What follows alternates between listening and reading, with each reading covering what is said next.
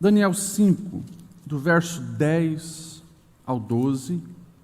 Vou tentar explicar essa história e tirar algumas lições preciosas para a nossa vida, para que nós venhamos de fato viver além, venhamos de fato, e o tema dessa mensagem não é uma homenagem ao meu amigo pastor Aguiar, mas vai ser nobreza autêntica. O pastor Aguiar, ele tem o costume de nos chamar de nobre, nobreza, né? E o objetivo dessa reflexão é isso, é nós irmos além e viver uma nobreza autêntica, não de acordo com uma nobreza terrena, conceitos humanos, mas os conceitos de Deus. O texto diz assim, eu vou ler na minha versão NVI, você acompanha ali na Almeida.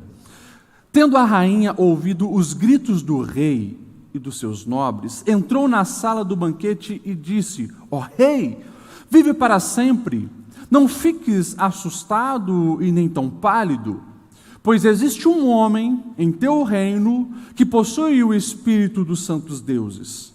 Na época do teu predecessor, verificou-se que ele era um iluminado e tinha uma inteligência e sabedoria como dos deuses. E o rei Nabucodonosor, o teu predecessor, sim, o teu predecessor, o nomeou chefe dos magos, dos encantadores, dos astrólogos, dos adivinhos. Verso 12. Verificou-se que esse homem, a saber Daniel, a quem o rei dera o nome de Beltesazar, ele tinha inteligência extraordinária e também a capacidade de interpretar sonhos e resolver enigmas e mistérios. Manda chamar Daniel e ele dará o significado da escrita. Amém. Até aqui. Eu inicio com uma pergunta. Você quer se dar bem na vida? Sim ou não? Depende, o que é se dar bem na vida? Alguém que sai sábado à noite por uma balada e encontra 4 mulheres querendo ficar com ele, ele vai dizer que aquela vida promíscua de prostituição se dá bem. Alguém que está dependente químico e encontra uma pasta de cocaína, ele acha que se deu bem na vida. Mas o se dar bem que eu quero vos perguntar é esse se dar bem de acordo com aquilo que Deus tem para nossas vidas. Eu quero me dar bem, eu sei que você também quer se dar bem. Há coisas maravilhosas e grandiosas que Deus deseja fazer em nós e através de nós, e isso sim eu quero viver, eu quero me dar bem. Aqui na história que nós lemos, é uma história que revela de fato o caminho para que nós venhamos nos dar bem, e esse é o caminho da verdadeira nobreza, esse é o caminho de uma nobreza autêntica. Essa história que nós lemos, ela aconteceu no ano de 539 a.C. e é o dia exato da queda do grandioso Império Babilônico que você conhece. Nós temos o Império Babilônico, principalmente esse último período dele, um tempo de grande majestade. São pelo menos ali 100 anos de muitas conquistas, reis poderosos como o famoso Nabucodonosor. E depois que passa Nabucodonosor, nós vamos ter mais os 2 reis e chegamos no momento do rei Nabonido. Só que Nabonido, sendo esse último grande rei do Império Babilônico, ele não gostava muito de estar governando esse território conquistado, então ele deixa o seu filho, chamado Belsazar. Não confunda com Beltesazar. O filho do rei que agora está reinando é Belsazar. Beltesazar foi o nome que lá atrás Nabucodonosor tinha dado para Daniel. E então Nabonido coloca esse menino, ou esse menino de espírito, a gente não tem a precisão da idade dele, a governar. E ele começa a fazer um monte de coisa errada, e uma delas é fazer uma festa como de costume ele fazia. O texto vai dizer ali, no texto que nós lemos em Daniel 5, que pelo menos 1000 homens nobres ele chamou para estar ali naquela festa. Uma festa regada a vinho, regada à bebedeira, regada à prostituição, como era tradição dos reis e dos poderosos da antiguidade. Até aí, nada fugiu do comum. Uma festa de rei, com todas as suas perversidades, com direito às suas diversões carnais, acontecendo tudo normal. Mas de repente, ele tem uma ideia, que na mente dele foi brilhante, mas uma ideia terrível. Ele disse: por que nós não fazemos algo diferente nessa festa? Vamos beber o nosso vinho, não nas nossas taças de ouro, mas que tal nós zombarmos e humilharmos o Deus dos hebreus, dos judeus? Vamos trazer as taças que o antigo rei Nabucodonosor, quando destruiu Jerusalém, trouxe do templo sagrado dos judeus. E ele manda trazer toda a prata, todo o ouro que havia sido conquistado em Jerusalém, as taças sagradas, que lá atrás haviam sido consagrados para o serviço do templo do Senhor. Ele traz. A festa está rolando, as taças sagradas estão cheias de vinhos pervertidos. E de repente, no meio da festa, o texto diz que a mão como de um homem aparece e começa a escrever na parede coisas que ninguém na festa conseguia interpretar. O texto diz que esse rei, ele entra num pavor tão grande, as suas pernas batiam, o coração angustiado, porque ele percebe que não era o efeito do álcool. Todo mundo está vendo aquela cena, todo mundo viu a mão, todo mundo viu a escrita, está todo mundo pasmo e assustado. O texto diz que nós lemos que o clima estava tão tenso que começa a acontecer uma gritaria de pavor. Olha só, gritos de pavor começam a surgir daquela festa. Até que a rainha mãe, provavelmente esposa de Nabonido e mãe de Belzazar, ou talvez até a avó dele, o texto diz que ela então pede permissão para entrar. Ela entra e ela começa a fazer descrição das características de um homem chamado Daniel, o famoso profeta Daniel. E o que eu acho lindo nessa história é justamente isso.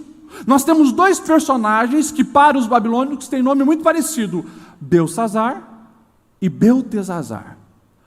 Belzazar, adoração ao deus Marduk, né? Bel era como eles chamavam o senhor naquela época, Belzazar.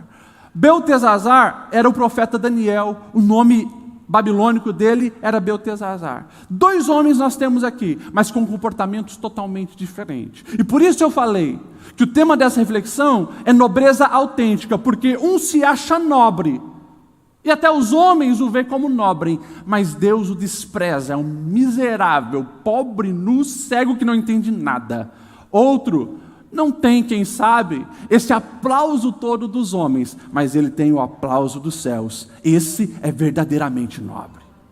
E se nós queremos ir além, conforme a pergunta que eu iniciei fazendo para cada um de vocês, nós precisamos olhar para a vida desses dois homens. E nós precisamos olhar, então, para esse rei perverso chamado Belzazar, e identificar nele as atitudes que evidenciam essa falsa nobreza que ele tem. Como não temos muito tempo, eu quero ser bem objetivo. O texto é bem claro. No pavor, a rainha mãe chega e descreve características de um homem diferenciado chamado Daniel. E claro, ele não conseguiu resposta de nenhum dos seus mágicos, magos, sábios, astrólogos. Chama o Daniel. E Daniel chega. Daniel então agora traz não apenas a interpretação daquilo que estava na parede, mas Daniel faz um discurso mostrando o comportamento vil deste homem. Daniel começa falando sobre a história do povo da Babilônia, a história dos próprios ancestrais do rei Belzazar, e fala como eles também quiseram ser orgulhosos e Deus o humilhou. E daí no verso 22 do capítulo que nós lemos diz assim, Daniel falando para Belzazar: mas tu, Belzazar, não te humilhaste, embora soubesse de tudo o que aconteceu lá atrás. Ao contrário, te exaltaste acima do Senhor dos céus. Se você quer anotar aí, Um passo que de ponta a ponta da Bíblia nós temos de fracasso, é um passo de fracasso, é o orgulho. A falta de humildade e de humilhação. O ancestral dele, Nabucodonosor, também se achava melhor do que todos, o orgulho subiu para a cabeça, ele, na verdade, chegou a se exaltar num nível tão absurdo, e mesmo Daniel, naquela época, já o repreendendo, dizendo para ele não fazer assim, que a humilhação de Deus veio de uma maneira única. Ele desenvolveu talvez uma doença tão terrível, de loucura, talvez uma esquizofrenia que hoje a gente nem consegue diagnosticar, ele passa a se comportar como animal. Essa história estava registrada e Belzazar não deu bola, zombou de Deus, se achava melhor do que Deus e o orgulho estava o destruindo. Ei, escute bem o que o Espírito Santo fala conosco aqui. A Bíblia é bem clara em dizer que os orgulhosos serão abatidos. E quem deseja, na verdade, ser honrado, escolha o caminho da humildade e da humilhação. E talvez você, claro, está me olhando aqui pensando, mas pastor Lediel, eu não sou rei, eu não sou nem um político da minha cidade, não sou poderoso, então eu não corro esse risco. Todos nós corremos o risco do orgulho. E muitas vezes o orgulho, ele já está afetando diretamente a nossa vida, o nosso casamento, a nossa vida profissional, a nossa vida de fé, e nós nem percebemos que o orgulho, ele tem sido fatal em destruir a vida e a gente não percebe. Eu já falei e eu repito, todo dia é muitos atendimentos que nós fazemos aqui no aconselhamento pastoral, nós pastores, e algo muito comum é o orgulho presente na destruição de uma família. Porque a culpa é dele e não minha, porque a culpa é dela e não minha. É difícil alguém que olha no olho do cônjuge que está ali dizendo, eu errei, me perdoa, eu me arrependo das minhas falhas, eu falei o que não devia, eu fiz o que não devia. Geralmente o nariz empina, o dedo aponta, ele é culpado, ela é culpada, e o coração orgulhoso não consegue perceber que vidas e famílias estão sendo afetadas e destruídas, o orgulho os cegou. O apóstolo Tiago ele já dizia, capítulo 4, verso 10, humilhai-vos na presença do Senhor, e é assim que Ele vos exaltará. Um escritor, eu separei essa frase porque acho ela fantástica, diz assim, nós somos como joias moldadas com o martelo e o cinzel, muitas vezes da adversidade. Se o martelo do joalheiro não for forte o suficiente para parar as arestas, ele vai usar a marreta, e se formos obstinados, ele vai usar a britadeira. Ou seja, o orgulho, ele sempre precisa ser quebrado. E Deus, na sua soberania, permite que isso chegue até nós, para que nós venhamos enxergar quem nós somos. Somos, na verdade, dependentes dEle. Ele é, Ele pode, Ele é tudo. Nós somos dependentes dEle. Não entre pelo caminho do orgulho. Nem na tua empresa, nem na tua família, nem na tua vizinhança. Esse é caminho que Belzazar escolheu. É caminho de morte. Olha para a sua vida, olha para as suas atitudes. Se você tem agido de maneira orgulhosa, se arrependa, se humilhe, não se ache melhor que os outros, converta o teu coração, mude o teu olhar para com as pessoas e comece a viver de fato de acordo com os projetos de Deus. Belzazar estava agora sofrendo as consequências do seu orgulho. Além do orgulho, ele tinha essa memória fraca e ele esqueceu do que havia acontecido com os seus antepassados.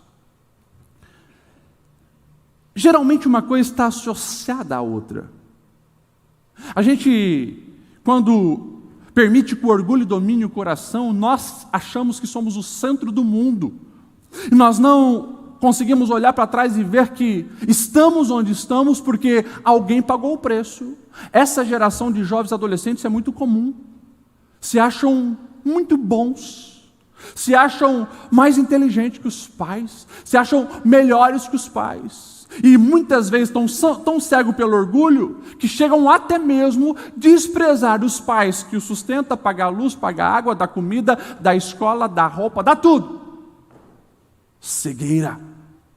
E não consegue olhar para trás e ver o que aconteceu lá, aprender com a história, corrigir o que precisa ser corrigido para viver uma vida abençoada. Belsazar, ele não olhou para trás, não valorizou a história, desprezou a história. E daí caiu num erro pior ainda, também pautado pelo orgulho. Ele profanou o sagrado. Ele brincou com as coisas de Deus.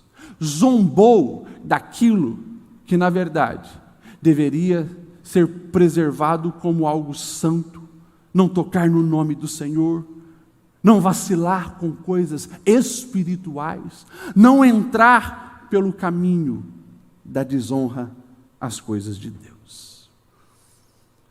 Aqui está uma receita para o fracasso na vida do rei Belsazar: orgulho, esquecimento da história e brincar com o sagrado. Nós precisamos vigiar o nosso coração, cuidar com as nossas atitudes, porque muitas vezes nós também corremos o risco de brincar com o sagrado. Às vezes, começamos um processo gradual, nós vamos nos acostumando com o sagrado, e de repente, aquilo já não faz diferença na nossa vida. A gente começa a fazer piadinha de crente, piadinha de Bíblia, a gente começa a desprezar a reverência num lugar como este, um lugar de culto, onde eu venho para adorar o nome do Senhor. Às vezes, a nossa geração, escute bem, a nossa geração comete esse mesmo ato, sabe como? Estar num ambiente como esse, dizendo com os lábios: eu vim te adorar, Senhor, mas a mente está aqui, no meu WhatsApp, no meu Facebook, e os dedos começam a se mexer. Quando eu não consigo ficar 15 minutos sequer, no momento que eu considero sagrado, sem mexer no meu celular, sem verificar redes sociais, muitas vezes acompanhando coisas fúteis e banais, como resultado de um jogo, tal, naquele momento que deveria ser de conexão com os céus, nós estamos profanando o sagrado. E Deus não mudou. O Deus que estava ali agora se manifestando de uma maneira de confronto com Belsazar é o mesmo de hoje. E Deus continua exigindo santidade, respeito, honra, e nós precisamos vigiar, guardar o nosso coração, para não cair nesse erro. A Bíblia vai contar a história de um rei de Israel, nem estou falando rei de outros povos, não era rei babilônico, rei medo, rei persa, rei de Israel, chamado Uzias. Esse homem não foi um péssimo rei, foi um bom rei, mas no final da vida dele, o orgulho subiu para a cabeça. Ele começou a se achar muito bom, e naquele equívoco, ele disse: eu sou o rei, eu sirvo a Deus há tanto tempo, eu posso entrar lá onde os sacerdotes fazem os trabalhos de adoração e de derramar incenso, e eu também vou fazer o que os sacerdotes fazem. E o texto diz que Deus puniu aquele homem, que era rei de Israel, puniu ele com lepra na hora, porque mexeu com o sagrado. Você quer ver? Preste bem atenção. Você quer ver uma maneira que hoje as pessoas brincam com o sagrado sem nem perceberem? Quando eu uso os meus lábios para falar contra as coisas de Deus. Como assim, pastor Lediel? Quando eu falo coisas de Deus, eu não tô dizendo que agora nós vamos falar, o púlpito da Assembleia de Deus com aquele lobo é sagrado, então eu não posso falar contra esse púlpito. Não. Nós falamos contra pessoas. Pessoas ungidas, pessoas escolhidas por Deus, e não estou falando só o pastor, não. Estou falando de um irmão que faz parte do corpo de Cristo. é templo do Espírito Santo. E quando eu começo a usar os meus lábios para difamar, falar mal, caluniar ou qualquer outra coisa, eu estou profanando o sagrado. Então nós precisamos, com temor e tremor diante de Deus, fugir das atitudes do rei Belzazar, porque isso aqui é caminho de morte. E é claro, não deu outra. O que as palavras falavam, pastor Lediel? O texto diz que aquela mão que apareceu na festa escreveu Mene, Mene, Tekel, Parsim. E o que isso significa? Mene fala de números, de contagem. Tekel fala de alguma coisa que foi pesada, de peso. Parsim fala de divisão, separação.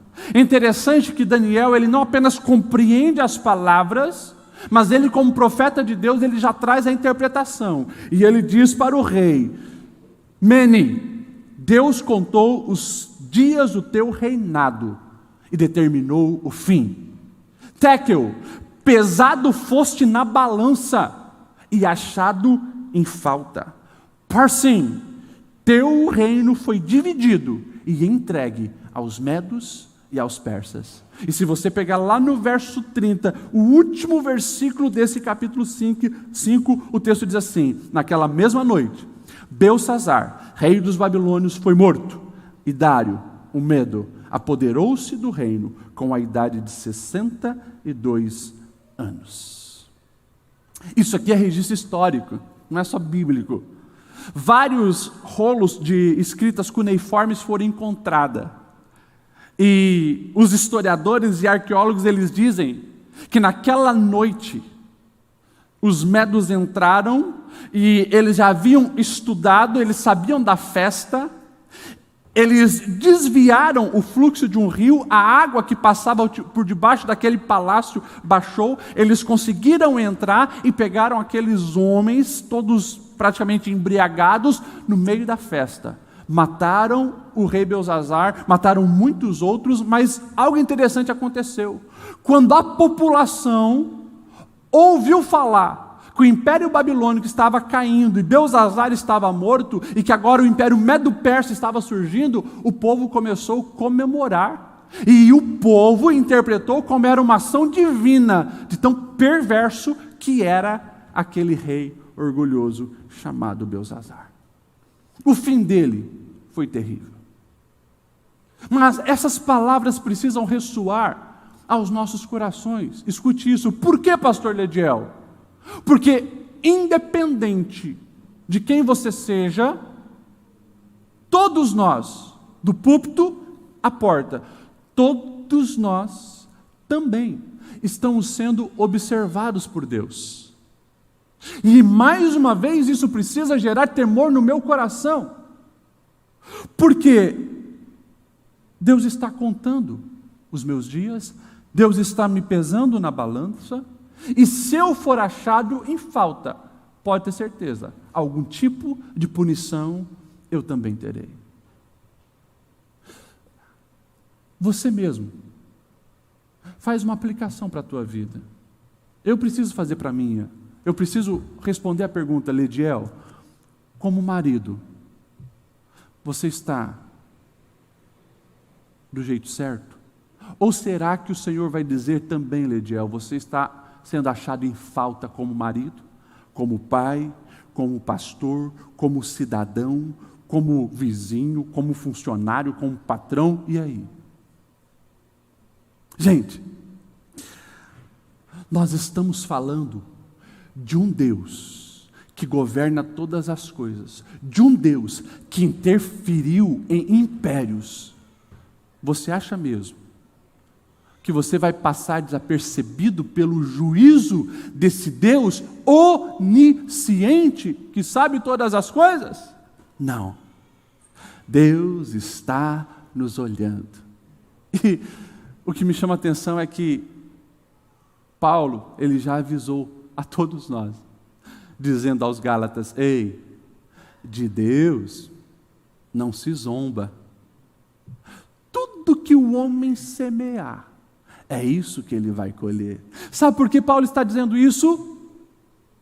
Já falei, repito aqui, porque a gente coloca máscara e a gente engana pai, a gente engana mãe, a gente engana marido, a gente engana esposa, a gente engana patrão, a gente engana o professor, a gente engana o doutor, a gente engana o pastor, a gente engana todo mundo com boas falas, bons diálogos, boas interpretações atrás das nossas máscaras, mas de Deus não se zomba. Você pode estar enganando a sua esposa há 15 anos e ela está toda ingênua e inocente. Deus está pesando cada ato seu. Você pode na empresa estar com aquele sorriso maravilhoso e o teu patrão dando tapinha nas suas costas, te achando o melhor dos funcionários, mas Deus está vendo o que você anda fazendo nos bastidores. Você pode chegar aqui na igreja e levantar as mãos e todo mundo olhar para você e dizer, como é santo! Mas Deus conhece a imundícia da tua mente e a perversidade dos seus atos. Então nós não podemos brincar com esse Deus, porque Ele sonda os nossos corações. E um dia Ele vai nos fazer colher tudo o que nós estamos plantando. Mas eu não quero mais falar desse Beltzazar. Eu dei aqui para você a receita do fracasso. Se você quer se dar mal na vida, se você quer literalmente ter um fim desse, de vergonha, morte, humilhação, e ver se perder tudo que você tinha feito, siga o caminho de Beltzazar. Mas se você deseja viver uma vida diferenciada, se você deseja viver uma vida que agrade o Senhor e que traga de fato bens para você, coisas que vai muito além das coisas financeiras, siga o exemplo de Daniel. Aqui nós temos atitudes que evidenciam a verdadeira nobreza. Eu quero ler novamente o texto, porque esse Daniel que a rainha começa a dizer e descrever ele, não é mais um Danielzinho jovem. Não é um Daniel de 30 anos ou de 40 anos, nós estamos falando de um senhorzinho que já passou dos 80 anos. Só de Babilônia ele tem 70 anos. É um senhorzinho. E ela diz assim: Rei, vive para sempre. Não fiques assustado e nem tão pálido, porque existe um homem no teu reino que possui espírito dos santos deuses. Primeira coisa, Daniel, ele tem um testemunho de integridade. Não é qualquer pessoa que está falando, não. A rainha entra no meio da festa e na antiguidade, eu quero te evidenciar um fato. Qualquer um que interrompe um ato do rei, ou entra numa festa do rei, ou entra perto da sala do trono do rei, sem ser convidado, é morte. Pode ser a própria esposa do rei, ela tem que pedir permissão. Se ele não estende o cetro, dando permissão para ela entrar, morre. E essa mulher entra, para quê? Para falar: ei, eu sei que você está cercado de milhares de homens, porque só de convidado era 1000, mas os sábios, astrólogos e feiticeiros estavam lá, era uma penca de homens. Ei, existe um homem diferente aqui na Babilônia, é Daniel. Sabe o que me chama a atenção? Escute isso. É que Daniel, ele não estava lá. Daniel, ele não está num ambiente de pecado. Daniel, ele não tem parceria com gente que não teme a Deus verdadeiro. Eu acredito que pela fala da rainha, Beltzazar nem sabia quem era Daniel, por mais que era um dos grandes e poderosos lá no Império da Babilônia. Não sabia. Agora, essa mulher chega e diz: há um homem diferente. Isso aqui é testemunho de integridade. E é isso que nós precisamos buscar. Agora, entenda algo. Para você chegar no nível de reputação de Daniel, não é um diazinho fazendo as coisas certas e depois é errado. Não é viver uma vida de roda gigante Um dia faz coisa certa, outro dia não. Um dia está lá em cima, outro dia lá embaixo. Um dia adora a Deus, outro dia não. Um dia não faz tudo certo, honra a esposa, é fiel, outro dia não. Nós estamos falando de alguém que tem um crescimento gradual, uma vida íntegra, e vida íntegra fala disso, toda a integridade, todas as áreas da vida desse homem glorificam a Deus. Eu pergunto para você, as pessoas que de fato te conhecem, que convivem contigo, dão bom testemunho a teu respeito? Eu falo isso porque eu sei que tem um monte de gente que nem te conhece. Talvez viram uma ou duas fotos tuas na rede social e já falam um monte de coisa que não sabe a teu respeito. Agora, quem de fato caminha contigo há anos, pode dar bom testemunho a teu respeito? Pode dizer, essa é uma mulher de palavra, essa é uma mulher de oração, essa é uma mãe exemplar, é uma esposa idônea? Pode?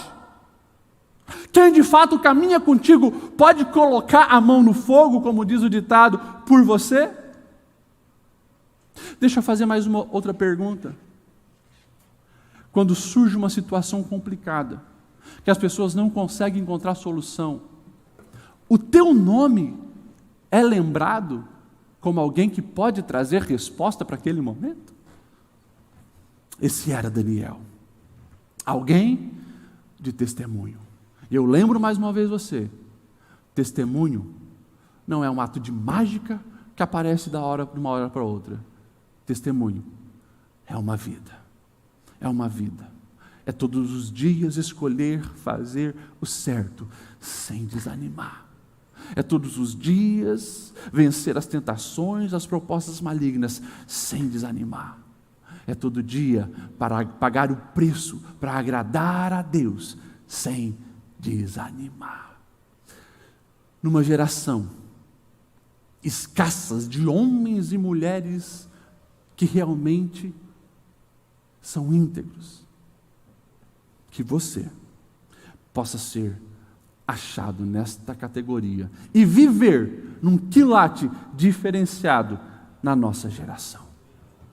Segunda coisa que eu vejo de Daniel, além de ter um bom testemunho, ela mesma diz, a rainha, olha, ele tem o espírito dos deuses. Ela fala assim porque ela, coitada, não conhece o verdadeiro Deus que está em Daniel. Então ela imagina os deuses, mas é o Espírito de Deus sobre esse homem. Ei, entenda aqui, para se ter o Espírito de Deus, você precisa escolher Deus. Se você for lá no capítulo 1, verso 8, você vai ver uma atitude de um Daniel, talvez de 16, 17, 18 anos, quando é levado cativo para a Babilônia, e ele chega lá, povo diferente, língua diferente, costume diferente, tradição diferente, mas há uma proposta boa do rei Nabucodonosor. Olha a molecada que veio aí de Jerusalém, se vocês andarem na linha, vocês vão se dar muito bem aqui com a gente, tá? Nós vamos treinar vocês com a nossa ciência, vai conhecer a nossa tecnologia, a nossa maneira de governo, e tem mais, vocês vão poder desfrutar dos nossos banquetes, dos nossos privilégios. Sabe o que Daniel diz? Daniel se posiciona, e o texto do capítulo 1, verso 8 diz, mas Daniel propôs no seu coração não se contaminar com os manjares do rei e nem com o vinho que ele bebia. Olha só, no meio de propostas até agradáveis para alguém que estava sendo levado ao cativeiro, ele teve discernimento, e a escolha dele, eu escolho Deus em vez das coisas deste mundo. Eu escolho me dar bem com os céus do que me dar bem com os homens. Decisão difícil. Na prática, isso aqui é complicado, mas é o que leva ao verdadeiro sucesso. Daniel, ele escolhe viver para Deus, por isso o Espírito de Deus é sobre ele. E nós precisamos trazer isso de uma maneira muito prática na nossa vida. Escute o que eu vou te dizer. Quando você escolhe viver para Deus, nós estamos falando de renúncia. Toda escolha exige renúncia. Toda. Por exemplo, você escolher estar aqui hoje na Assembleia de Deus, Rua São Paulo 890, nesse período das 7h30 até as 9h. Consequentemente, você renunciou, está em casa, sair com os amigos, ir no shopping, sei lá, fazer outra coisa. Quando eu escolho algo, eu estou rejeitando outra coisa. Quando Daniel, ele escolhe Deus, ele está rejeitando o pecado. Mas o inverso também é verdadeiro.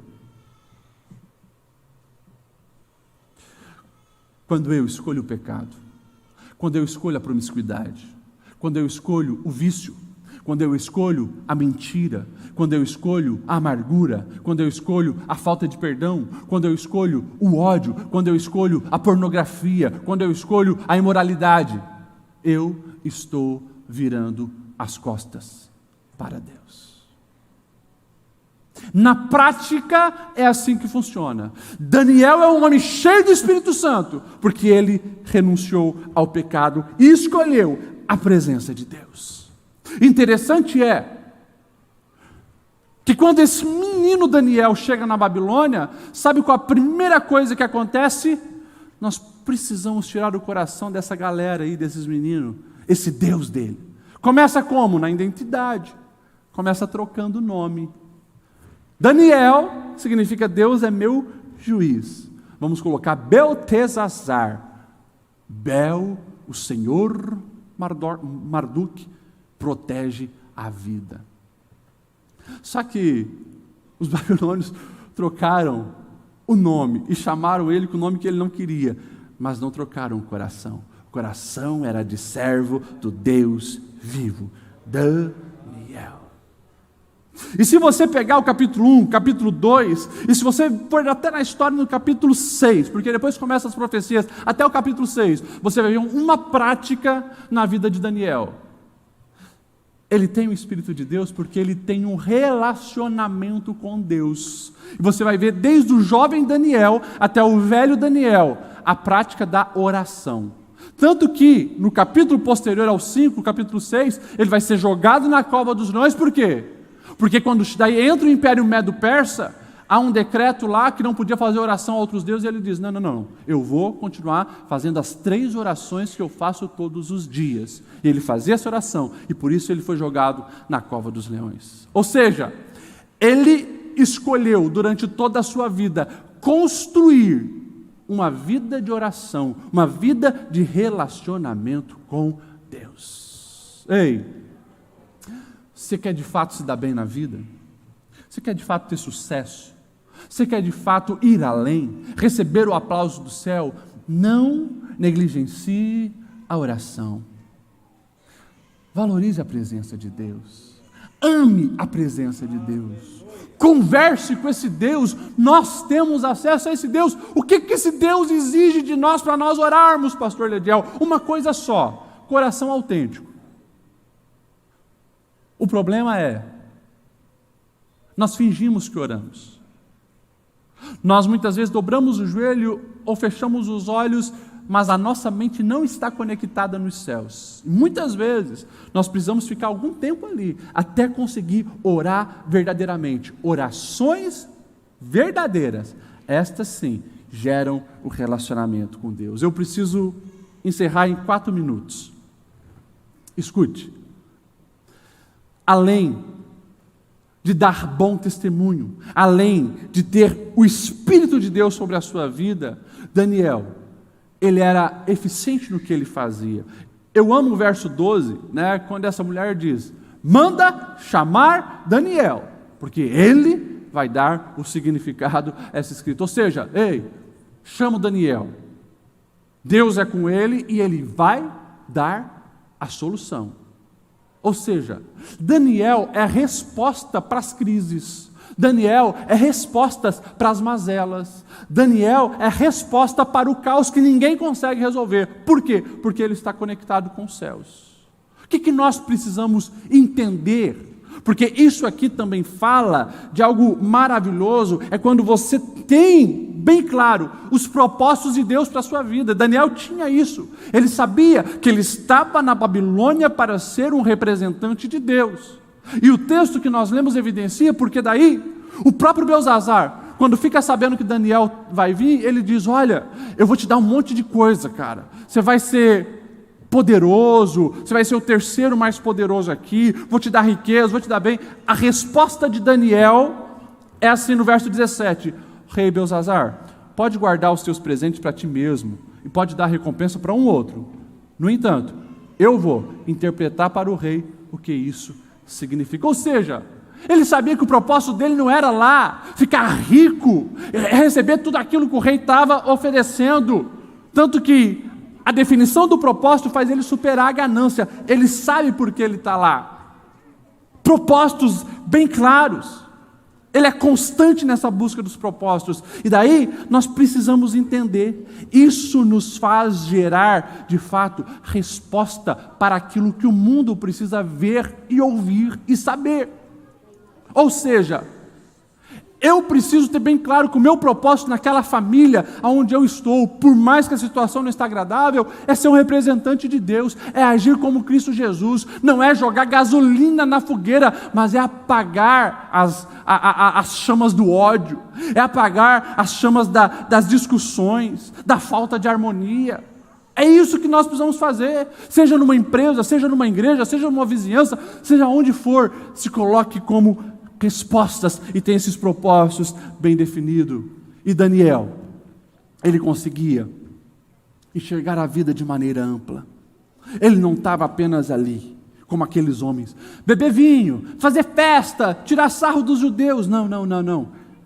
Ele sabe que existe um Deus que controla todas as coisas. A nossa vida tem início, meio e fim. Eu prefiro olhar o agir de Deus dessa maneira holística, compreender isso e saber que Ele não perdeu o controle, mas que tudo está acontecendo da maneira que Ele planejou. Ou seja, eu preciso olhar para a minha vida e você precisa olhar para a tua vida, e entender que Deus tem propósitos em todas as coisas.